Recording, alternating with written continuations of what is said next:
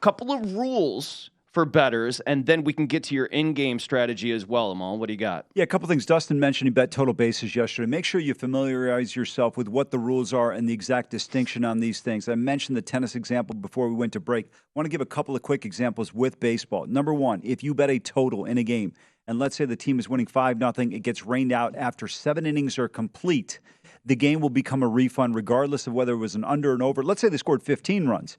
The game's going to be a refund. Even if you had bet the over, you don't get the win. But if you had the under, you get a refund. My best bet ever, Patrick, I had an under 9 runs in Oakland, or 8.5.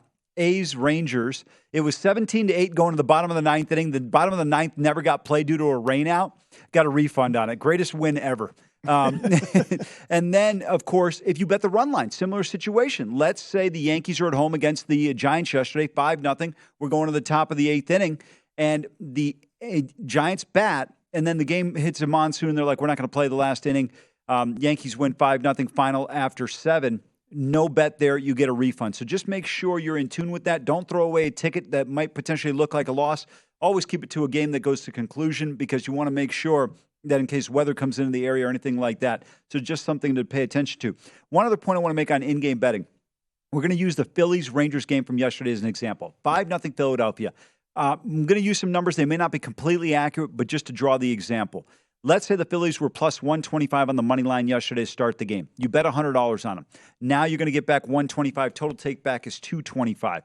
The Rangers are down 5-0. In play, the Rangers might have been at 1.5-1.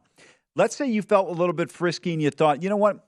Forget the 125 I'm going to win. I think the Rangers are going to come back and win this game. I'm going to roll the dice. So as a hedge, you bet 125 on the Rangers at 5-1. Now, you've wiped out the profit you would have made with the Phillies. However, in this case, the Rangers came back and won the game, Patrick. So now you would have picked up 625 on on the Rangers, and your total take back would have been 750 there.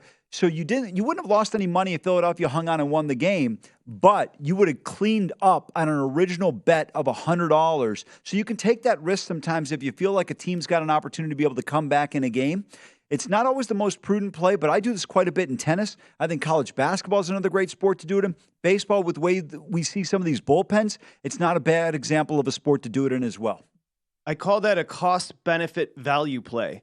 And when you have games every single day and each of the 30 are playing 162, there's so many big-time comebacks. So when this is a sport where you ride every single day for 7 months, and what you just illustrated is a great example where you can start to profit big time. As our boss Goulet said, you're hedging your original bet, but you know you're going to get that cash back. So you're eliminating the profit, but you're also eliminating your risk for an opportunity that cost benefit for a big payback. I love it. I do. I love the way you summarized there at the end, right? Okay, you're eliminating your profit, but you're also no risk involved. And that's the biggest thing in essence for people that play poker.